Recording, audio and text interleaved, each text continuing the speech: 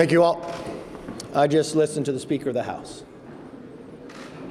Speaker Pelosi happens to be the Speaker of this House, but she does not speak for America when it comes to this issue. She cannot decide unilaterally what happens here. They have been investigating this president before he even got elected. They have voted 3 times on impeachment on this floor. Twice they voted before one word of the Mueller report came back. Our job here is a serious job. Our job is to focus on the American public. Our job is to make tomorrow better than today. Our job is to legislate, not to continue to investigate something in the back when you cannot find any reason to impeach this president. This election is over.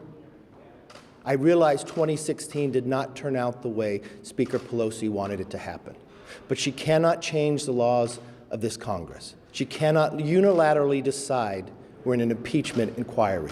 What she said today made no difference of what's been going on. It's no different than what Nadler's been trying to do. It's time to put the public before politics. Thank you. Mr. McCarthy, are you afraid that you're on the wrong side of this? Short statement from Kevin McCarthy, the minority leader in the House of Representatives, blasting the Speaker of the House, Nancy Pelosi, for formally announcing the opening of a impeachment inquiry into the President of the United States. I want to go to the President's reaction right now. He is right now on the attack as the threat of impeachment becomes more real. Our chief White House correspondent, Jim Acosta, is covering the President for us. He's up at the United Nations, where the President has been meeting with world leaders. The speech was vastly overshadowed, his speech at the UN today, Jim, by what's going on here in Washington. That's right, Wolf. And the president just lashed out at the House Speaker just a short while ago in her announcement of an impeachment inquiry, saying that this call for an impeachment inquiry is what he described as breaking news, total witch hunt garbage. Now, earlier in the afternoon, the president did say he's going to release the transcript of the phone call that he had with the Ukrainian president to try to put all of this to rest. Mr. Trump has been trying to argue throughout the day that he's done nothing wrong because he says there was no quid pro quo in that conversation with the Ukrainian president, but that is not enough for former Vice President Joe Biden, who accused Mr. Trump earlier today of shredding the Constitution.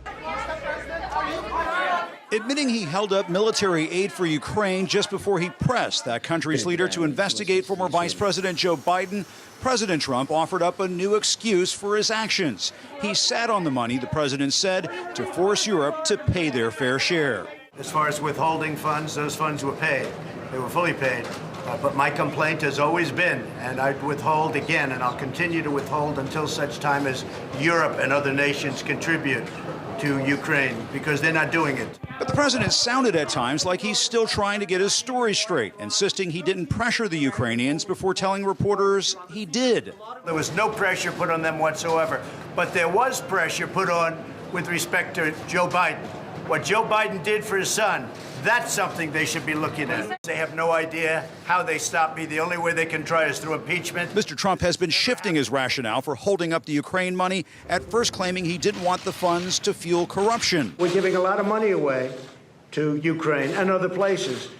You want to see a country that's going to be not corrupt. Hoping to tamp down on the controversy, the president tweeted he is authorizing the release of the complete, fully declassified and unredacted transcript of my phone conversation with President Zelensky of Ukraine. The president ordered administration officials to hold up hundreds of millions of dollars in military aid to Ukraine back in July, just 1 week before he asked Ukraine's president to investigate Biden's son Hunter's business dealings, despite zero evidence of wrongdoing. Little more than a month later, an administration official blew the whistle on Mr. Trump's conversation. 2 days after that, the Ukraine money was released.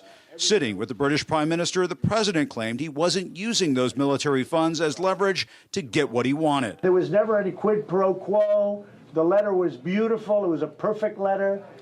It was unlike Biden, who, by the way, what he said was a horror.